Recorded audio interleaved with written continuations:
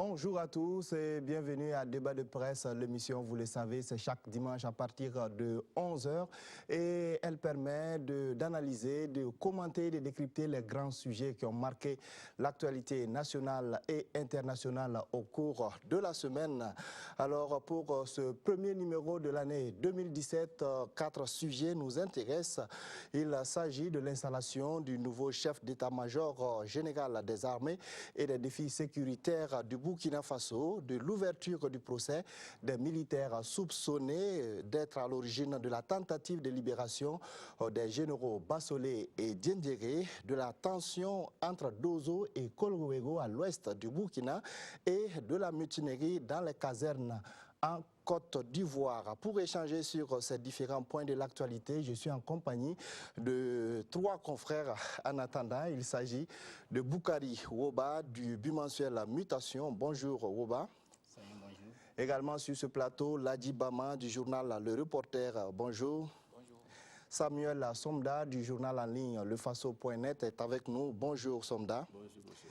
Et nous attendons Yacinthe Sanou de la radio Omega FM. Merci à tous d'avoir accepté notre invitation. Alors, l'armée burkinabé est désormais sous le commandement du général de brigade Oumarou Sadou. Il a officiellement été installé le mercredi 4 janvier par le président du Faso. Ce changement à la tête de l'armée burkinabé était devenu quasiment nécessaire au regard des attaques que le Burkina a subies en 2016.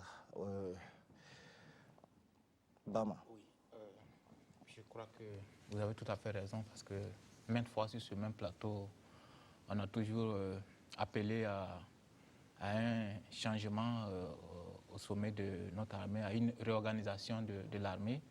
Et ce fait que ce changement qui est enfin arrivé est forcément apprécié comme le bienvenu.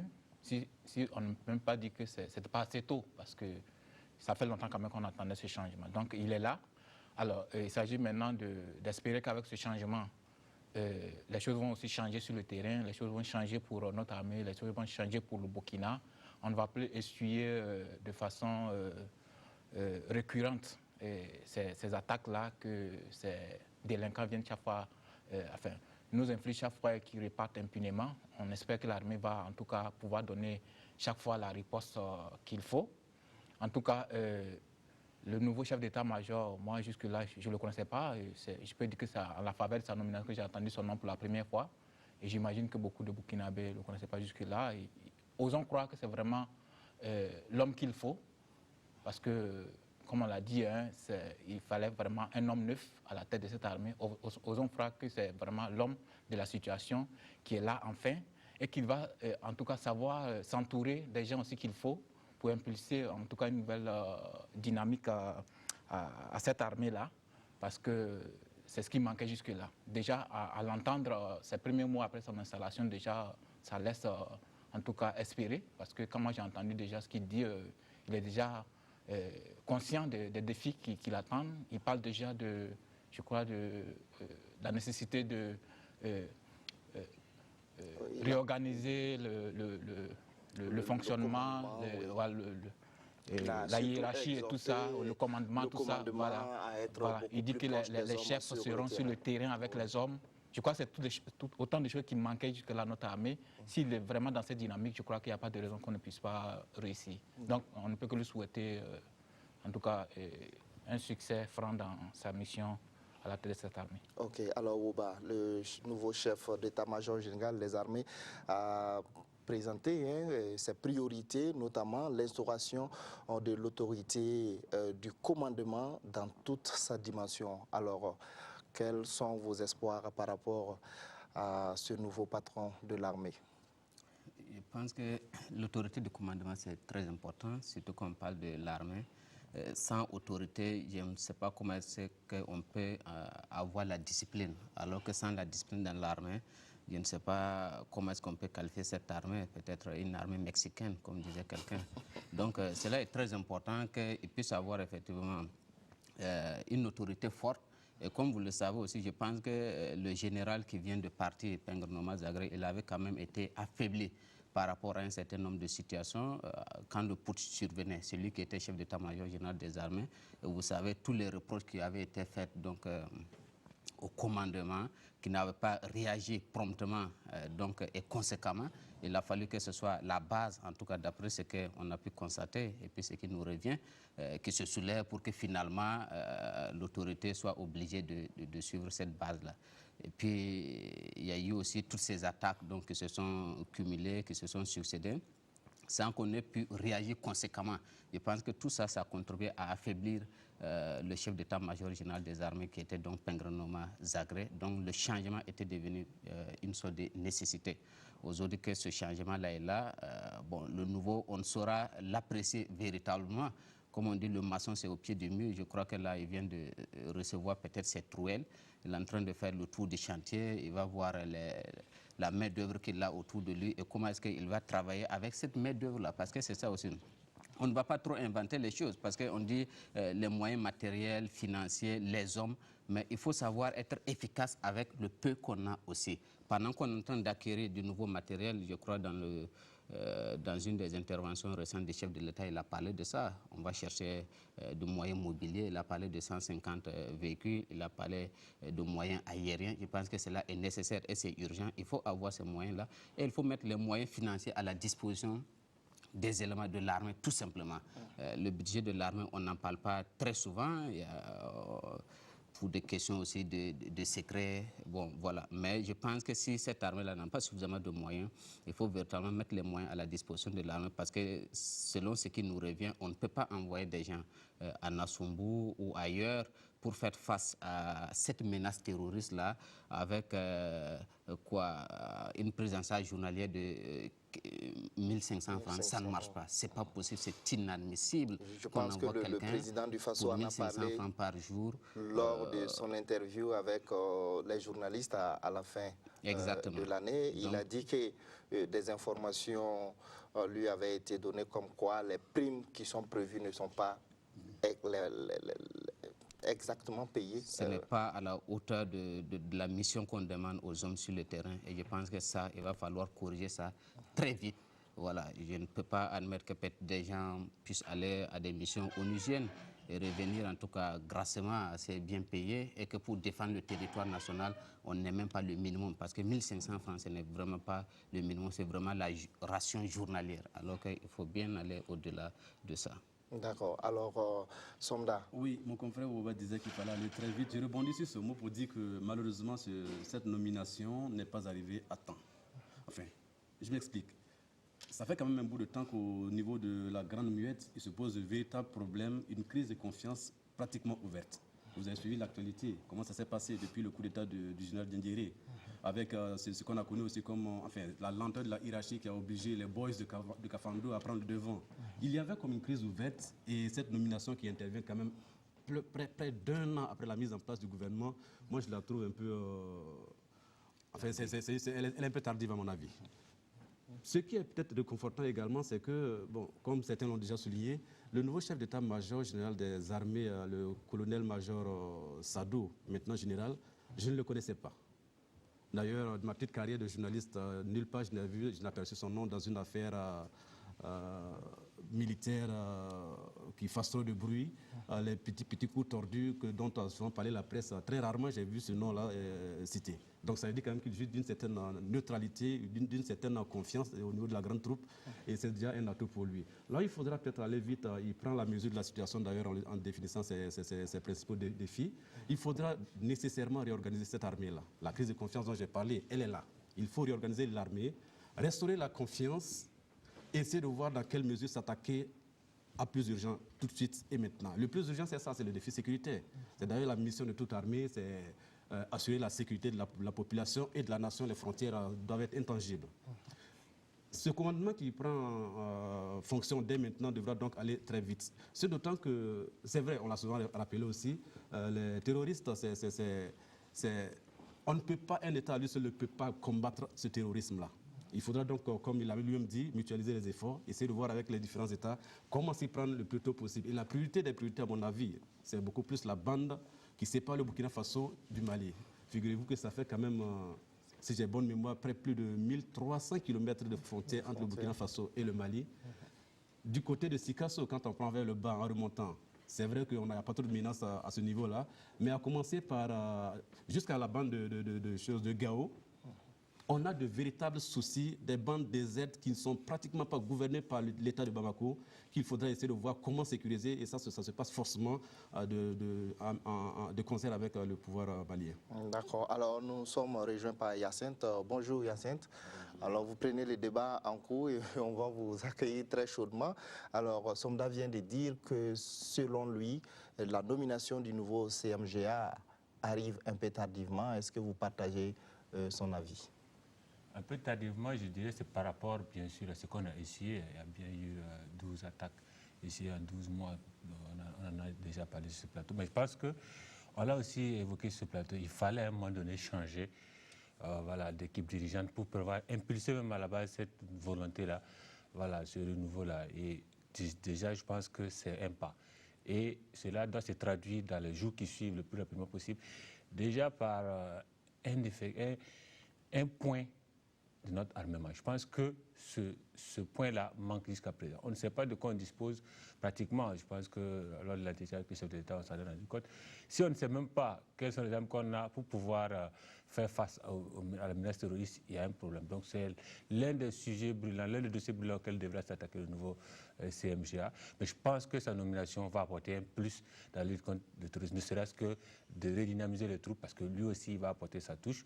Il est présenté dans certaines officines comme étant un homme de poing, puisqu'il a déjà dirigé des instances militaires. On le verra à l'action sur le terrain. Et je pense qu'il va aussi opérer certains changements au niveau donc, de la hiérarchie. D'accord. Alors, on va aller un peu plus loin dans ce sujet parce que le gouvernement a décidé en Conseil des ministres du 5 janvier dernier de la création d'un comité de gestion des crises terroristes. Alors, l'objectif, selon le gouvernement, c'est d'apporter une réponse efficace et appropriée aux actes terroristes qui vont se poser sur le territoire national. Comment vous appréciez de façon générale ce comité? On vous laisse la parole, Hyacinthe. C'est un point qui, pour moi, pour m'inscrire dans la logique de Samuel, c'est ça qui est tard. Parce que je suis étonné que ce soit un an après qu'on y pense. Ça fait depuis avril 2015 déjà, sous la transition, on savait que on était maintenant sous l'œil du cyclone des terroristes. Maintenant, mieux vaut tard que jamais, ce comité est mis en place. Maintenant, la question que je me pose, c'est qu'est-ce qui est prévu de façon opérationnelle? Parce que nous avons aussi assisté à certaines décisions comme ça, qui sont assez intéressantes, qui sont assez pertinentes sur le point décisionnel, mais qui ne sont pas accompagnées de mesures d'accompagnement. C'est-à-dire que cette cellule doit avoir pour moi un certain lien direct, notamment avec la hiérarchie militaire, mais aussi les instances de sécurité. Il ne faut pas que ce soit un comité interministériel qui va vraiment travailler à ce qu'il n'y ait que des dossiers. Mais il faut qu'il y ait ce lien-là, que ça serve de tampon entre, ne serait-ce que la hiérarchie militaire, les services de sécurité, de forces de défense et de sécurité, l'ANR et le gouvernement, pour qu'on n'ait pas ce goulot d'étranglement, parce que ce ne soit pas un ministre qui porte le dossier, aller directement attendre le conseil des ministres ou attendre une audience avec le chef d'État pour résoudre certaines questions. Je pense que c'est en cela que la cellule doit pouvoir donc, être opérationnelle. Oui, Woba. Moi, sur ce sujet, je suis un peu surpris aussi. Je pensais même que ce comité existait. Peut-être que celui qui avait été créé était juste ponctuel, un comité de crise, sinon on en a déjà entendu parler, qui était même présidé par le chef de l'État lui-même. Donc peut-être même il faut parler en termes d'évolution du comité, au lieu d'être un comité créé ponctuellement pour gérer une crise, notamment les attentats du 15 janvier ou d'autres attaques, que ce soit un comité structurel permanent donc, qui est là. C'est peut-être une évolution du comité, sinon je ne peux pas admettre que depuis qu'on subit ces attaques-là, qu'on n'ait pas pensé à mettre en place une cellule, un comité, une organisation permanente qui est là, qui veille sur les questions d'attaques terroristes, d'agressions extérieures. Donc peut-être qu'il gagnerait mieux à expliciter ce comité-là. Sinon pour moi, si c'est maintenant qu'on vient de le créer, c'est vraiment trop tard. Oui, moi, j'espère seulement que ce comité ne va pas s'inscrire dans le fonctionnement classique de l'administration. C'est là qui consiste à mobiliser des gens, des personnes ressources avec des connaissances pointues du sujet, qui vont réfléchir pendant un an pour produire un rapport dans la deuxième année, pour qu'il y ait un rapport de restitution dans la troisième année, pour qu'enfin, à la quatrième année, on envisage les mesures. J'espère seulement que c'est un comité qui a été créé avec des pouvoirs exceptionnels et les moyens qu'il faut. Et si c'est le cas, vivement donc tout de suite et maintenant des mesures soient prises pour qu'il y ait le nécessaire pour le permettre aux troupes de travailler, notamment le matériel. Est-ce que tout de suite et maintenant on a pensé à où trouver de l'argent, acheter le matériel qui fait défaut véritablement au sein de nos casernes pour pouvoir faire face à cette nébuleuse? Là, se trouve la grande question, et tant qu'on ne va pas envisager cela dans l'urgence également, on ne pourra pas de sitôt rabattre le caquet à ce terrorisme-là. D'accord, oui, Bama. Non, moi je pense que si ce nouveau comité peut venir pour apporter quelque chose à cette lutte, tant mieux. Mais moi je pense que c'est pas... le tout n'est pas de créer des comités. Hein. Les comités dans ce pays, on en a tellement vu. Moi, le plus important pour notre armée, le plus urgent, c'est ce qu'on a dit tantôt. C'est la nécessité de restructurer notre armée, de mettre les troupes en confiance, donner une autre allure à notre armée. Parce que c'est ce qui a vraiment fait défaut. Et comme on l'a dit, il y a une rupture nécessaire que le nouveau chef d'état-major doit pouvoir opérer dans cette armée, à pouvoir amener une nouvelle forme de management de cette armée-là. Il y a des choses dont on a parlé tantôt, le fait que des gens sont dans la chaîne qui se permettent de retenir ce qui devait aller aux troupes. C'est des vieilles pratiques qui sont là depuis longtemps qu'on doit pouvoir, en tout cas, arrêter désormais et que le nouveau chef d'état-major puisse s'entourer des gens vraiment à la hauteur de la tâche, quoi. Parce que moi, je pense qu'il y a une vieille garde qui est là, qu'il faut pouvoir, en tout cas, mettre à la retraite maintenant et permettre à des jeunes officiers qui sont là, qui sont très aguerris, qui sont déterminés et dévoués pour la cause nationale, de se mettre vraiment à l'œuvre et de pouvoir nous faire avancer dans cette lutte-là. D'accord, oui. Woba. Peut-être quelques détails sur toujours cette question sécuritaire et puis ce qu'il faut faire. Je crois que peut-être il faut intensifier même les entraînements de nos troupes. Après l'attaque de Nassumbu, quelques échos qui nous sont parvenus, il y avait des armes qui avaient du mal à déclencher. Parce que vous avez des armes, peut-être toutes neuves, qui sont gardées au camp et qu'on trimballe un matin, on arrive sur un terrain d'opération, on le dépose. On ne l'a jamais tiré. Et puis parce que l'ennemi tire cette fois-ci, c'est à l'instant T, vous voulez essayer l'arme. Mais ce n'est pas possible. Ça ne peut pas démarrer parce que vous ne l'avez jamais essayé. Et il y a des éléments qui étaient sur le terrain, peut-être qui n'avaient jamais tiré d'arme, qui n'avaient jamais manipulé cette arme. Des gens qui ont témoigné avoir tiré peut-être 2 fois seulement de toute leur carrière. Ça pose problème. Il faut que ce soit des gens qui soient opérationnels. Opérationnels, il a eu l'habitude de s'essayer à quelque chose.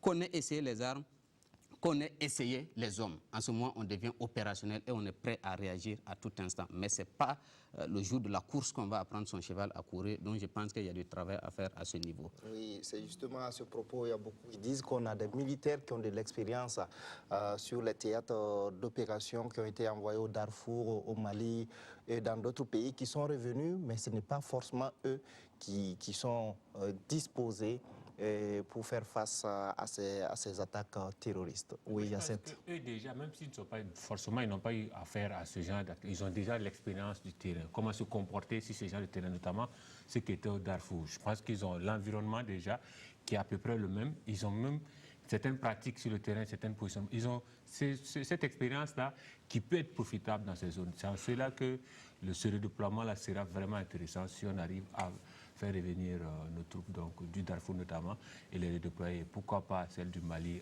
aussi, les redéployer sur la frontière burkinabé et malienne. Ok, merci. Alors, on va évoluer dans cette émission avec cet autre sujet. L'actualité, vous le savez, a été aussi marquée par la réouverture du procès des militaires inculpés pour tentative de libération des généraux Bassolé et Djendjéré. Alors, le caporal Madi Ouedraogo et ses co-accusés sont poursuivis pour association de malfaiteurs et détention illégale d'armes à feu et de munitions de guerre. Alors, le procès a repris au cours de la semaine. On peut dire quand même que par rapport aux autres dossiers, c'est un dossier qui avance assez rapidement. Somda. Oui, c'est un dossier qui avance assez rapidement, comme vous le faites bien de le souligner. Il faut peut-être comprendre cela tout simplement sur la base qui est propre à ce genre de procédure. La phase préliminaire achevée, l'instruction achevée, il ne restait plus donc que le jugement. Et donc c'est à cette phase-là que nous sommes actuellement. C'est vrai que le monde judiciaire, il a son jargon que moi je ne maîtrise pas trop. Le débat il est actuellement contradictoire. On attend de voir le délibéré pour se rendre compte pour situer véritablement les responsabilités dans ce qu'on a appelé la tentative de libération des généraux de la MACA. Toujours est-il que c'est déjà un début de la longue liste des procès à venir et c'est déjà un premier pas qu'il faut saluer. D'accord, oui, Yacine. Je pense que, comme l'a dit Samuel, on ne peut pas s'étendre sur le procès qui se déroule actuellement puisqu'il faut attendre le développement. Mais sur le fait qu'il puisse se tenir, je pense qu'il faut se réjouir qu'on puisse déjà démarrer par ce dossier-là. Et je pense que cela est dû aussi à la particularité du tribunal militaire qui n'a pas les mêmes travers que le tribunal civil. On connaît les grèves qui ont émaillé donc le tribunal civil durant toute cette année, qui ont contribué à retarder certains dossiers. La preuve est que ce dossier-là est moins vieux qu'un célèbre dossier donc, de l'insurrection qui est sur le tableau, la table donc, du tribunal civil. Donc, et le coup d'État aussi, normalement, je pense qu'après avoir évacué cela, on passera peut-être au dossier du push, qui sont moins vieux que certains dossiers qui traînent sur le terrain donc, du tribunal civil. Je pense que c'est là que les acteurs de la justice, d'une manière générale, sont interpellés. Il faut rapidement donc, des procès pour qu'on puisse savoir qui a fait quoi au Burkina. Bon, c'est vrai qu'au premier jour, les débats se sont focalisés sur le fait que le tribunal militaire, selon les avocats de la défense commis d'office, n'était pas habilité,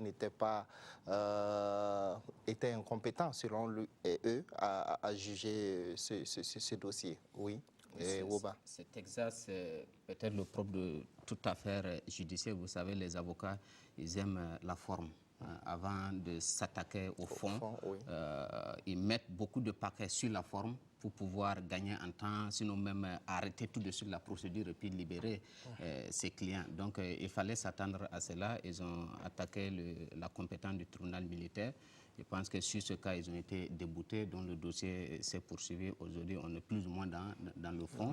Oui. Il y a encore quelques détails, des pièces que les avocats de la défense refusent d'accepter. Ça aussi, ça permet peut-être de mieux ajuster certains gros dossiers à venir.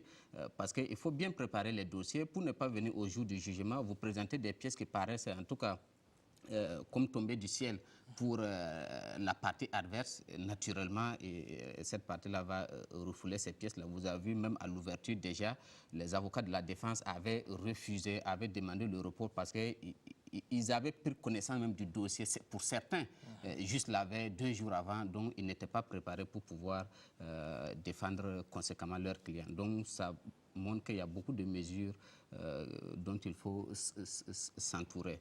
Moi, personnellement, je suis un peu mal à l'aise pour parler de ce dossier parce que ça fait quelques jours que ça se déroule. Malheureusement, je n'ai pas encore pu être au tribunal militaire pour assister, mais j'ai seulement les échos qui sont rapportés par la presse. Je crois qu'on va attendre voir comment est-ce que cela va se dénouer. Oui, un mot sur ce dossier, Bama. Non, je crois que on est dans l'ordre normal des choses. Les avocats de la défense, moi je comprends leur posture parce qu'ils ne pouvaient pas faire autre chose que ce qu'ils font aujourd'hui. Ils sont là pour ça, ils vont être payés pour ça, donc il faut bien qu'ils justifient ce qu'ils vont avoir parce que ce qu'ils font aujourd'hui, c'est dans l'ordre de défendre leurs clients.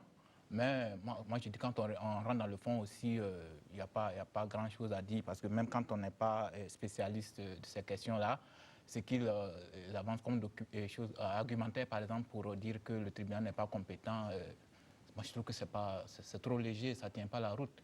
Le tribunal militaire, il est compétent pourquoi finalement, hein? Quand on dit que c'est des infractions qui relèvent du code pénal, mais est-ce qu'on a regardé aussi dans le code du tribunal militaire pour voir si ça ne relève pas aussi de leurs compétences? Parce que quand on parle de gens qui ont tenté d'associations de malfaiteurs, et puis des armes de guerre, oui. Des gens qui détiennent des armes. Quand on regarde les compétences du tribunal militaire, quand même, c'est bien dit que, en plus du fait que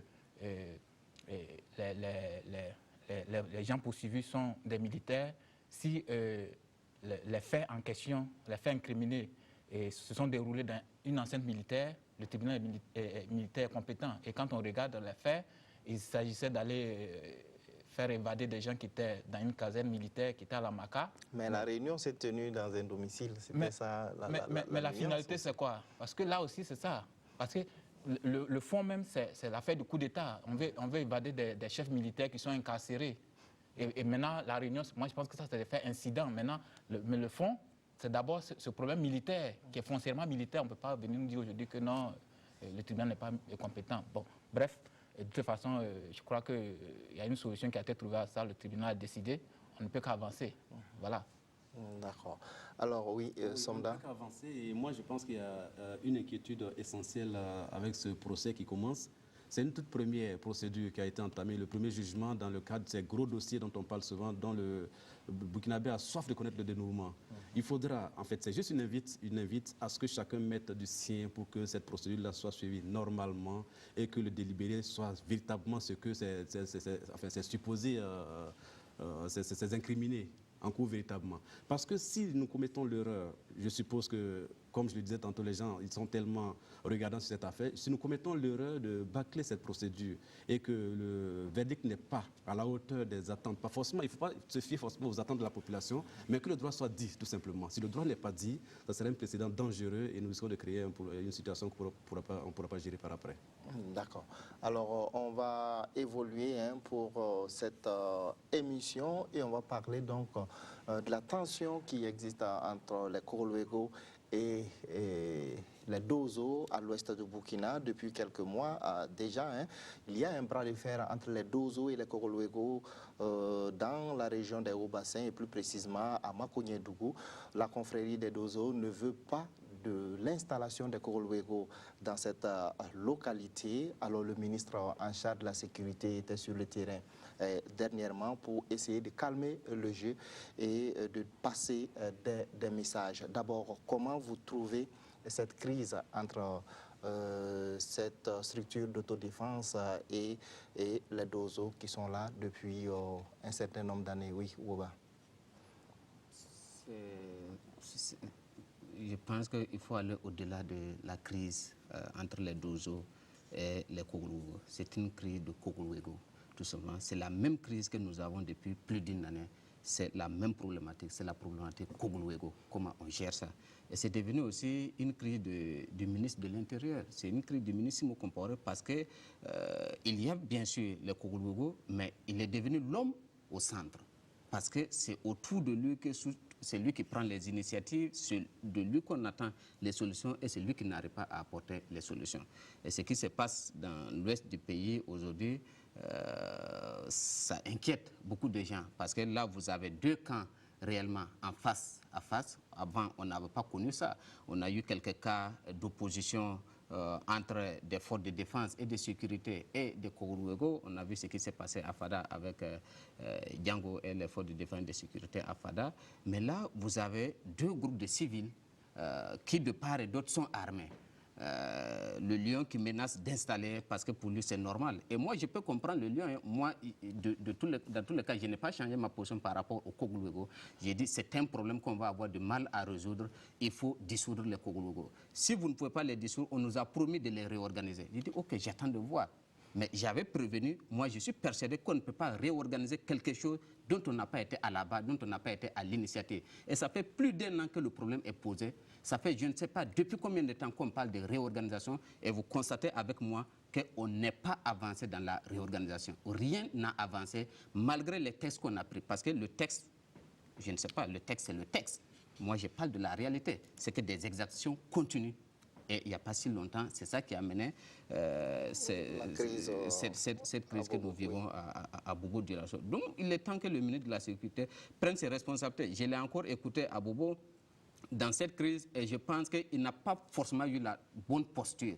Parce qu'il faut savoir comment se prononcer pour ne pas paraître avoir pris position. Parce que d'autres disent qu'il faut installer, d'autres disent qu'il ne faut pas installer. Oui, j'ai dit on n'installe pas. Ou bien j'ai dit on installe. Mais non, effectivement, quand vous écoutez les arguments des Koroluego, vous avez pris des mesures qui permettent aux populations de créer des structures locales de sécurité. Mais est-ce que c'est limité dans l'espace? C'est dans toute l'étendue du territoire national. Peut-être ici, ce qui pose problème, c'est l'implication d'une personne plus ou moins extérieure. Sinon, en dehors de Boukari-le-Lion, en dehors de tout autre groupement Koroluego, des gens à l'ouest peuvent s'organiser. La question de l'insécurité, elle est aussi valable à l'est qu'à l'ouest ou au nord, au centre, partout.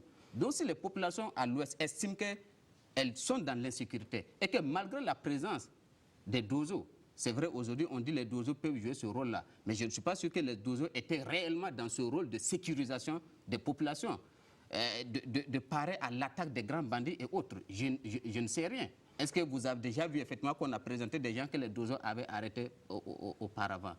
Je n'en ai pas connaissance. Donc, si les populations au niveau local estiment qu'elles sont en insécurité et qu'elles veulent s'organiser pour se défendre, je ne vois pas comment est-ce que l'État, qui a autorisé effectivement, à travers des textes, peut dire non, ici donc, pas question. Sauf à considérer que c'est juste une situation ponctuelle. On va résoudre la crise parce que les esprits se sont échauffés et puis après, on va voir comment permettre à chacun d'assurer sa propre défense. Sinon, je le dis encore, la sécurité du territoire, la sécurité des biens et des personnes, ça ne doit pas relever des individus. Ni Kogolwogo, ni Dozo, ça relève d'abord de l'État. C'est à l'État de prendre ses responsabilités. L'État n'a pas pris ses responsabilités. Nous avons un nouveau pouvoir qui est venu, qui ne nous a pas présenté son programme de sécurité. On ne sait pas quel était le plan du MPP en matière de sécurité. Ils sont venus trouver quelque chose qui était les Kogolwego et apparemment ils veulent s'appuyer sur ça pour faire la sécurité. Pour moi, ça ne marche pas. D'accord. Hyacinthe, est-ce que vous partagez tout ce que vient de dire Ouoba? Non, parce que déjà, dès le départ, on n'est pas d'accord sur la pertinence d'existence des groupes d'autodéfense, pas de Korlo. Je pense que pour le cas Makoyendougou, il y a une chose qui, à mon avis, a failli, c'est la communication. Parce que déjà, ceux qui sont installés en tant que Korlo ne sont pas venus d'ailleurs, ce sont des fils de Makoyendougou. Celui-là qui est à la base de leur installation, il est basé en Amakoyendougou depuis les années 90, il est passé à Boukari Kawardi de Lyon. Donc, il a son amour de culture là-bas. Donc, ce n'est pas comme si on avait quitté une région du Burkina pour aller implanter une pratique dans une autre région. Le terme Korologo qui a amené, je pense, cet amalgame-là, qui a fait aussi que l'autre groupe de défense, l'autre groupe d'autodéfense qui existait donc dans la région, a donc servi donc envahi. Mais je pense que ça, c'est une question de communication. Parce que lorsque vous regardez, on a même voulu amener le problème sur le côté ethnique, comme si c'était une opposition entre certaines ethnies. Mais alors que vous prenez les deux, ils ont le même patronyme à peu près. Lorsque vous voyez la visite du ministre Simon Compaoré à Makoyendougou, que ce soit le chef Koroluego que le représentant de Dozo, ils ont le même patronyme Kabore. Donc, il y a aucun souci. Je pense qu'il n'y a pas ce souci ethnique qu'on veut nous présenter. C'est vraiment une question de compréhension du mouvement. Et lorsque vous prenez la population de Makoyendougou, les habitants, après le départ du chef d'État et du ministre de la Sécurité, le petit micro-trottoir qu'on a fait, elles sont presque toutes unanimes, à 80%, qu'avec l'installation des Korologues depuis juin dans la zone, il y a eu une nette amélioration de la sécurité. Il y en a même qui témoignent des petits vols de bétail. C'est quasiment nul maintenant. Mais vous ne pouvez pas occulter ces résultats-là sur certaines bases idéologiques. Donc je pense que cela amène à cette fameuse notion de police de proximité brandie par l'État. Il faut y passer le plus urgemment possible parce que ces groupes d'autodéfense, ils ont une réalité sur le terrain que nos forces de défense et sécurité n'ont pas, soyons clairs dessus. Ils ont une certaine efficacité dans certaines zones compte tenu du fait qu'ils sont eux-mêmes de la zone, ils maîtrisent certaines spécificités. Donc, il faut très vite les intégrer dans la notion de police de proximité pour pouvoir mieux les encadrer, pour éviter les dérives, parce que, notamment les services corporels qui ont amené l'escamouche de Makoyendougou. Donc, je pense que vraiment, il faut rapidement travailler. On nous a vraiment sorti le Conseil des ministres sur l'installation de la police de proximité, mais il faut que cela se traduise très vite sur le terrain avec un encadrement concret. Et sur la position du ministre en charge de la sécurité intérieure. Je pense que, comme l'a dit Boukari, un Boukari peut encaisser un autre Boukari Ouoba, je pense qu'il allait vite en besoin. Parce que là, il a pris parti pour une partie. C'est-à-dire qu'il a pris parti pour les Dozo, puisqu'il a dissous le groupe Koroluego. Alors que la population de Makoyendougou elle-même n'est pas contre l'installation de Koroluego. Il faut intégrer cela. Si c'est le terme, comme je l'ai dit, c'est le terme Koroluego qui pose problème, on le bannit, c'est tout. On met en place un groupe de défense qui va assurer la sécurité pour parce qu'elle se sentait en insécurité et elle trouve qu'il y a un groupe qui leur a apporté un plus. Si on veut intégrer donc les Dozo dans ce groupe, bien sûr, pas de problème, mais il ne faut pas occulter, se baser sur la réticence d'un certain groupe pour exclure l'autre. Je pense que ça, on allait vite en besoin sur la question. Ok, oui, Somda. Je vais d'abord réagir. Bon, c'est vrai qu'on ne va pas refaire le débat de la légitimité ou pas des Kogologos. J'ai ma position aussi très claire là-dessus. Elle est très différente de celle de Oui, Nicolas mais Mora. exprimez-la. Non, je l'ai déjà dit. Oui. Les Koglogo, on ne peut pas s'en défaire dans le stade actuel du Burkina. Il faut d'ailleurs souhaiter qu'il y ait davantage de Koglogo d'ailleurs. Mais il faut naturellement un encadrement. Non, on le laisse d'autodéfense. s'exprimer. Oui, Voilà. Il faut davantage de groupes d'autodéfense. L'essentiel, c'est l'encadrement. Il faut les encadrer parce que, comme quelqu'un l'a souligné tout de suite, la réalité du terrain est... Mais Ouoba dit que c'est impossible de les encadrer étant donné qu'on n'est pas à l'origine de leur création. Vous avez fait quel effort d'encadrement depuis là? Moi, je n'en vois pas. L'État a fait quel effort d'encadrement des groupes d'autodéfense jusqu'à cette date? Moi, je n'en vois pas. Citez-moi un seul exemple. Il n'y en a pas. Ça, c'est la prérogative de l'État. Ça revient à l'État de voir comment encadrer, trouver le mécanisme nécessaire. L'État dit on va vous rattacher au ministère de la Sécurité, bien c'est quoi, vous devenez une police de proximité. Il dit eux veulent être rattachés à la présidente du FASO. Mais il faut discuter et trouver le juste milieu. Mais ils ont discuté. Ils se sont rencontrés, ils se sont parlé. Bref, Oui, c'était juste pour revenir à ce débat sur la légitimité des groupes d'autodéfense. Mais moi, je rappelle ce fait qui est quand même assez bizarre, à mon avis. C'est que Simon Compaoré, comme les autres l'ont dit, il prend position en parfaite contradiction avec les textes qui ont été adoptés. C'est les mêmes textes qui disent que vous pouvez vous organiser dans un cadre bien défini sur toute l'étendue du territoire. Ça vaut bien un certain nombre de normes. Comment se fait-il que le même Simon Compaoré se retrouve à dire aux gens « vous ne pouvez pas le faire » Est-ce que l'avis est motivé par Ils ne peuvent pas le faire parce que la population, de façon générale, dans l'Ouest ne veut pas des Koroluego. Ce n'est pas vrai.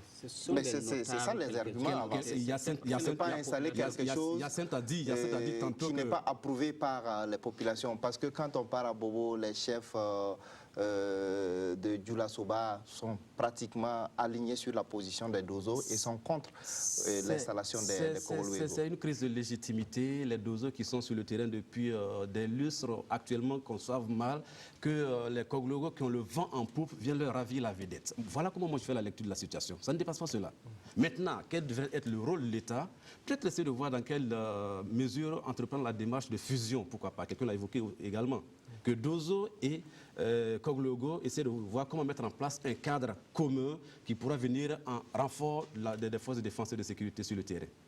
Plutôt que de vouloir forcément imposer tel ou tel groupe dans telle ou telle partie du pays, je pense que ça risque d'être un peu dangereux ce jeu. D'accord, donc selon vous, Simon Compaoré est allé à l'encontre des propres textes qui ont été pris par à mon avis. Je peux me tromper, mais à mon avis, c'est parfaitement de là qu'il s'agit. Oui, réaction, Yassine? Non, juste sur la question de la communication. Je pense que, qu'est-ce qu'un dozo concrètement? Dans la tradition, ce qu'on connaît des dozos, ce sont des personnes, soit habilitées à être des chasseurs, assez aguerris, ou même des tradis praticiens, parce qu'ils ont cette connaissance-là de la nature et de la brousse. Koroluego, traduit littéralement, ça veut dire quoi? C'est quelqu'un qui garde la brousse. Donc, je pense que sur le fait même de leur existence, ils ont une certaine ligne d'existence. Donc, c'est vraiment les amener, comment les amener à terre. Parce que si on dit que quelqu'un quitte l'Est, va installer une cellule Koroluego à l'Ouest, alors qu'à l'Ouest, on a des Koroluego qui ont d'autres noms, qui sont des dozos naturellement, je ne vois pas le problème. Donc, il faut travailler à lever. C'est pour ça que tout de suite, je faisais la remarque à Samuel Somonda. Lorsqu'on parle d'installation du Koroluego, on aura des problèmes. Parce que lorsqu'on va aller vers le nord, on a les Rougas du côté du Sahel aussi, qui sont des groupes d'autodéfense. Eux aussi peuvent dire non, ici, c'est nous, on gère le bétail de nos bergers. Donc, il faut travailler à asseoir cette dynamique. On est d'accord sur l'installation des groupes de défense pour servir de relais des forces de défense et de sécurité. Donc, enlevons la terminologie installation de Koroluego, installation dans telle région, installation de groupes de défense. Maintenant, dans leurs composantes, ils peuvent intégrer naturellement, que ce soit Dozo, que ce soit Rouga, que ce soit Koroluego, les personnes habilitées à le faire en les encadrant, bien sûr. Je pense que c'est cela qu'il faut travailler. On n'a pas entendu Bama sur cette question, oui? Non, en fait, moi je crois que cette question-là, bon, je ne sais plus ce qu'il faut dire dessus, hein, parce que là, on a tout dit. Cette histoire-là, moi je ne sais pas, le ministre Simon, contrairement à ce que certains disent, moi pour une fois, je trouve qu'il est en phase avec lui-même. Il est en phase avec les tests. Parce que cette affaire de Koroluego, je ne sais pas, c'est le genre de questions sur lesquelles on ne peut pas se lever un matin et puis prendre une décision catégorique, dire nous voilà ce qu'on va faire. Non. Parce que la question Koroluego est telle que il faut la gérer avec beaucoup de tact. C'est ce que moi j'ai toujours dit. On ne peut pas rayer les Koroluego comme ça, d'un trait de plume comme ça. Ce n'est pas possible. compte tenu de leur implantation dans le pays, leur aura au sein des populations, il faut tenir compte de tout ça. Et sur cette base, moi j'ai toujours dit que les Kourougourou, on ne peut pas s'en départir comme ça. Mais en même temps aussi, je précise que ce n'est pas une raison pour que les Kourougourou aussi deviennent des hors-la-loi, des gens qui peuvent tout se permettre dans le pays. Il faut pouvoir les organiser. Et je pense que c'est dans cette dynamique que Simon Compaoré est. Et pour une fois, je suis d'accord avec lui. Pour une fois, il a tapé du poing sur la table parce que les Kourougourou, ils sont allés un peu trop loin cette fois-ci. Ils en font un peu trop. Ce n'est pas parce qu'on dit que vous êtes légitime, on veut de vous contribuer à la sécurité, que vous devez tout vous permettre sur le pays. Quand même, on est dans un État, et l'État, moi, doit pouvoir taper du poing sur la table. Et je pense que c'est ce que Simon Compaoré a fait cette fois-ci. Et moi, je suis tout à fait d'accord avec lui. Les Kourougourou, pourquoi à l'Est, il n'y a pas eu de problème à l'installation? Les populations de l'Est étaient en phase avec eux, ils sont installés. À l'Ouest, il y a tous ces résistants, c'est qu'il y a un problème. Et il faut pouvoir résoudre ce problème avant de s'installer. Vous ne pouvez pas, au même moment où on dit qu'il y a un problème par rapport à votre installation, on cherche à résoudre le problème, vous dites non, on ne veut rien comprendre, nous on va s'installer, que vous voulez ou pas. Non, moi je dis non, on ne peut pas faire comme ça. Dans un état sérieux, quand même, on ne peut pas laisser faire les gens jusqu'à un certain niveau. Mais il y a les textes qui sont à leur faveur à ce niveau. Non, mais même là, on n'est pas contre les tests. On n'a pas dit que vous ne pouvez pas vous installer. Mais tenez compte derrière. Parce qu'en même temps que les tests et la liberté d'association, aussi, ça ne doit pas aller contre certaines personnes aussi. Parce que c'est bien des gens à l'Ouest qui disent qu'ils ne veulent pas d'abord. Certainement, ils ont leurs raisons. Écoutons-les, pourquoi ils ne veulent pas. Parce qu'on ne va pas me dire aujourd'hui que tout l'Ouest est d'accord pour les Kourougourou, autrement il n'y a pas eu de problème. S'il y a des réticences, c'est qu'il y a des problèmes, il y a des gens qui sont contre. Il faut pouvoir les écouter, prendre en compte leurs préoccupations. Et si jamais on arrive à s'entendre, on peut les installer. Mais vous ne pouvez pas comme ça, parce que le problème des Kourougourou aujourd'hui, ils pensent que non, ils sont tout permis. Moi, je dis non. On veut bien, je suis bien d'accord qu'ils sont beaucoup apportés à ce pays en termes de lutte contre l'insécurité, mais quand même, ils doivent savoir raison garder pour écouter aussi l'autorité à un moment donné, pour ne pas qu'on tombe dans une certaine anarchie aussi. Oui, on les a vus tout récemment dans la zone de Pama, en collaboration avec les forces de défense et de sécurité dans la traque des coupeurs de route qui avaient agressé un car de transport en commun. Oui, Ouba voudrait réagir. Quelques précisions. Pour moi, les Dozo ont plus une dimension culturelle. C'est dans ça, moi, je les vois beaucoup plus depuis un certain moment. Beaucoup moins que la question sécuritaire. Je ne dis pas qu'ils ne peuvent pas assurer la sécurité.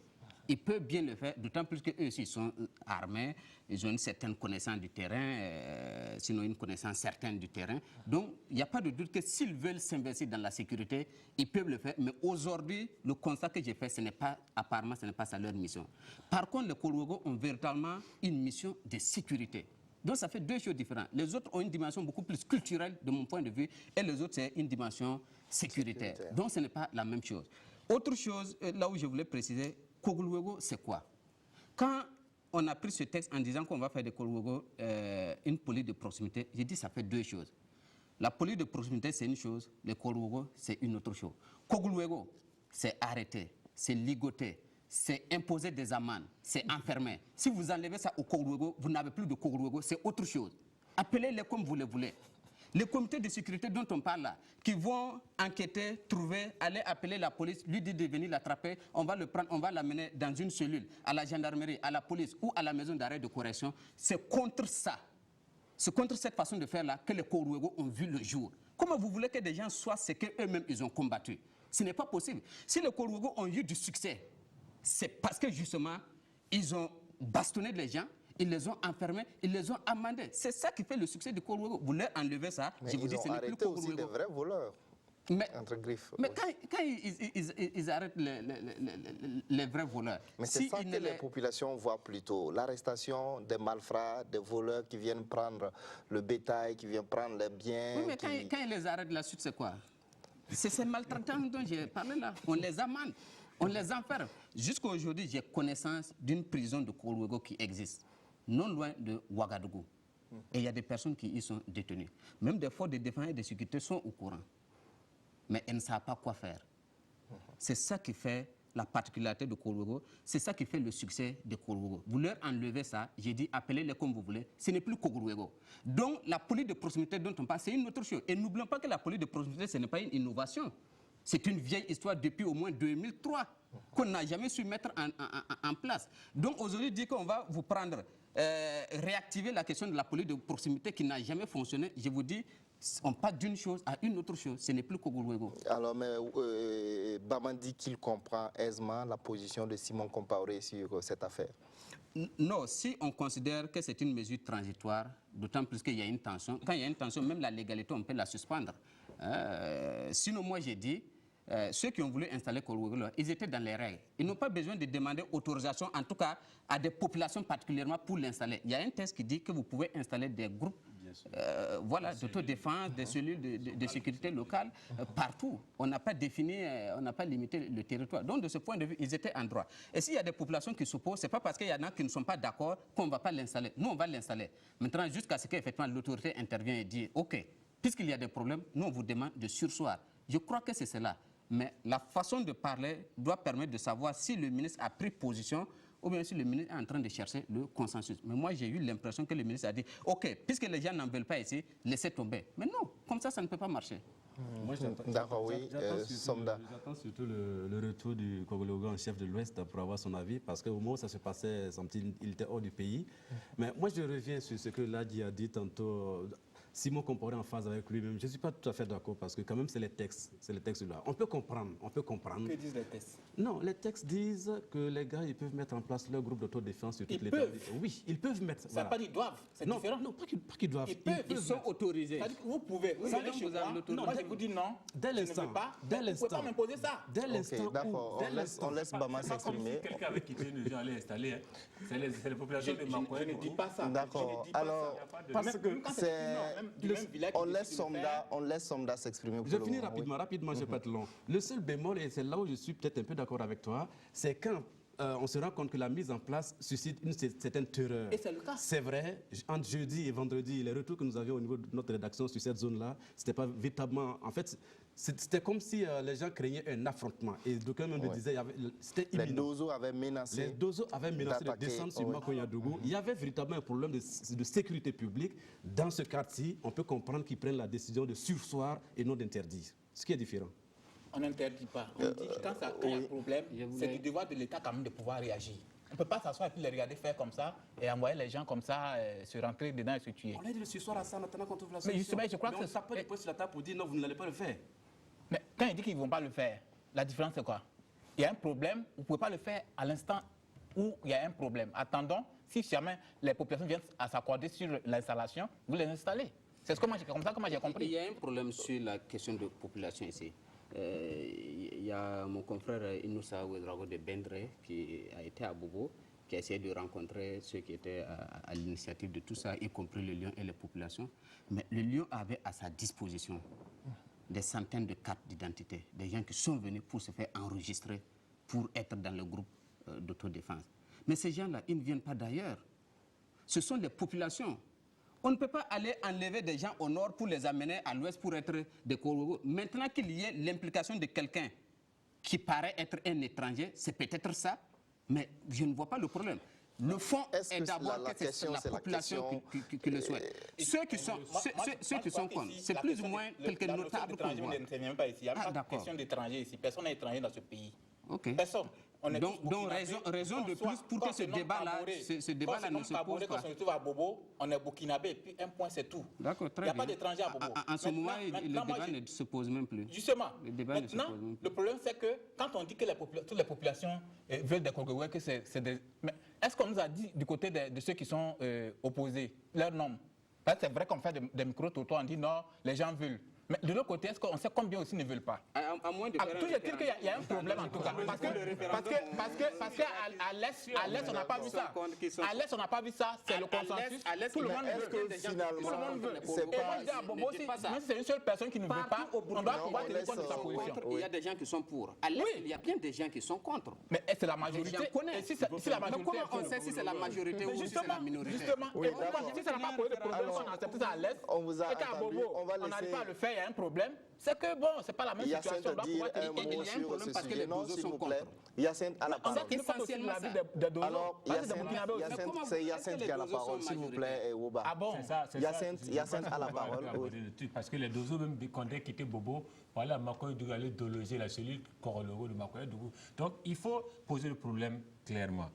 À Makoye Dougou, il y a ce besoin-là. Quoique, vous pouvez trouver à le dire du micro-trottoir qu'on a fait, on a trouvé que, en tout cas, la population à 80% était pour. Bien sûr, il y a ces personnes-là qui étaient sur ce sujet parce que il y a dans ce fait. 80% peut-être de ceux que vous avez interrogés. Vous savez, voilà, mais pas de la population parce que. Vous allez faire un micro-trottoir dans lequel 80% sont d'accord. Moi, je parlais faire un même micro-trottoir dans le même pays, dans le même village. Et vous avez 90% des gens qui sont contre.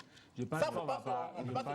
Si vous voulez pas un sondage, c'est quoi? Ce n'est pas un sondage. Ce n'est pas représentatif en tout cas de la population. On n'a absolument rien dit ici. Oui, mais on laisse certains continuer, oui.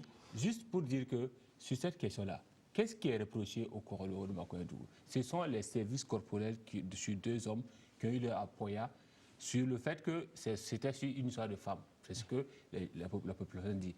Mais le Korologo brandit le fait que ces 2 hommes étaient impliqués dans une affaire de vol. Quoi qu'il en soit, les services corporels ont été faits sur les 2 hommes. Donc, il y a un problème vis-à-vis des droits de l'homme. Je pense que c'est sur cette problématique-là que le ministre de la Sécurité devait agir. Il faut déjà traiter cela. Ça dit que ces personnes-là qui ont eu à commettre des services corporels devaient être amenées devant le juge, tranquillement. Mais pas rentrer dans cette logique de dissolution. Parce que personne ne s'est levé de Makoye Dougou sans sondage, sans référendum, sans micro-trottoir, dans des plaies à la Djibama, pour dire non, nous ne voulons pas de Korologo à Makoye Dougou. Ce sont les Dozo de Bobo qui se sont ouverts au chef de Bobo Madare qui ont dit non. Ils voyaient de mauvais yeux l'implantation de cette pratique-là, vu comme ce que j'ai dit dès le départ. Lorsqu'on brandit le terme même Korologo, il y a un problème dans l'Ouest. Donc, c'est ce problème de communication dès le départ qui s'est posé. Et ils ont décidé, si rien n'est fait, demain nous irons déloger le Korologo de Makoye Dougou. C'est le matin de l'ultimatum que le ministre Simon Kompore a débarqué à Bobo pour donc rencontrer le chef de Bobo Madare, discuter avec eux, rencontrer les forces de défense et de sécurité, qui, elles aussi, ce qu'on n'a pas abordé ici, lors de la rencontre avec Simon Kompore, notamment le Roméo Woba, il a transmis au ministre de la Sécurité leur point de vue, qui était qu'il fallait rapidement traiter cette question de l'implantation de Korologo au niveau de Makoye Dougou pour ne pas qu'il y ait cette dérive ethnique comme les Maïmaï. Il a même utilisé le terme de Maïmaï et autres groupes dans d'autres pays. Parce que, simplement, lorsque vous avez des populations qui ont... Moi, j'ai mon frère qui a été victime de services corporels par un Korologo. Vous ne pouvez pas me convaincre sur la pertinence de leur existence. Mais on n'a pas eu ce mouvement-là dès le départ. Parce que j'ai dit, on n'a jamais vu un mouvement dire non à Makoye Dougou, nous ne voulons pas l'implantation de Korologo. C'est venu de Bobo et on essaie de nous amener sur un terrain que le ministre est parti parce qu'il a donné raison à une partie, il a donné raison au Dozo et maintenant le problème n'est pas réglé. Parce que jusqu'à présent, l'Aïdjibama est là, allons à Makoye Dougou, faisons le terrain et on verra quelle était l'implantation. Vous avez des populations qui se sont volées des bétails 2 à 3 fois. Mais depuis juin, ils vous disent ils attachent leurs moutons devant la porte sans crainte.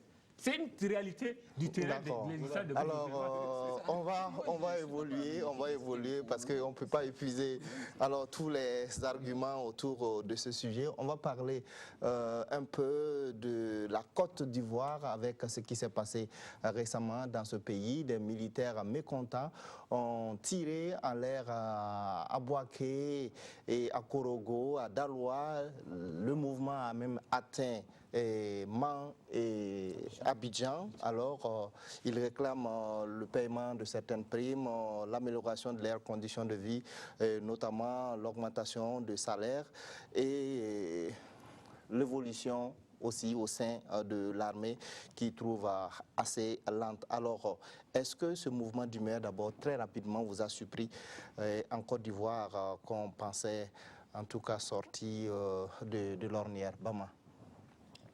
Oui, moi en tout cas ça m'a surpris parce que jusque-là je ne voyais pas en tout cas des signes partants comme ça qui montraient qu'il doit y avoir ce genre de situation en Côte d'Ivoire.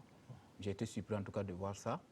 Mais en même temps aussi, je me réjouis du fait que depuis ce matin, les nouvelles qui nous parviennent du côté d'Abidjan sont assez rassurantes.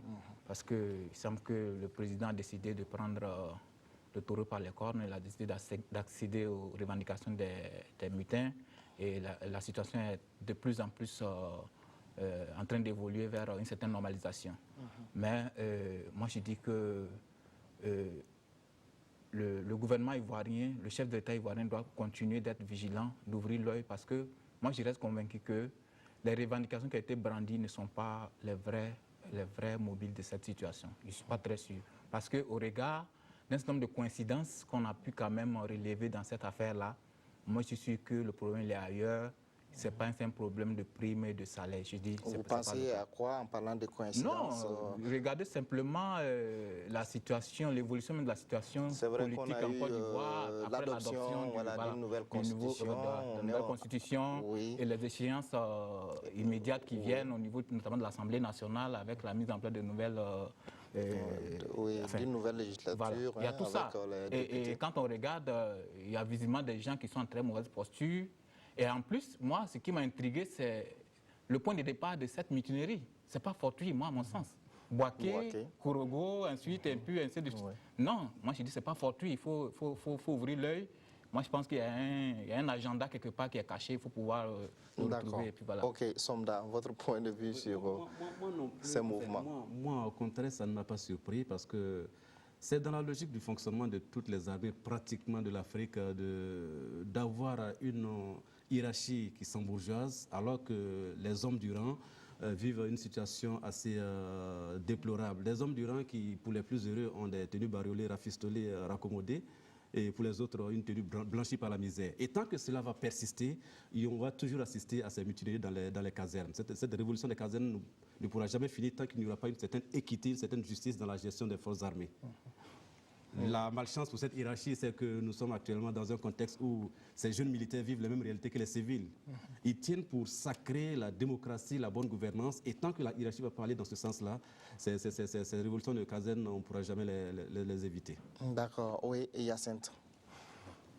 Moi, personnellement, je trouve que le débat, on est mal posé, on est mal placé pour dire voilà, on s'y attendait ou on ne s'y attendait pas. Toujours est-il qu'aucun État ne peut s'attendre à ce genre de mouvement.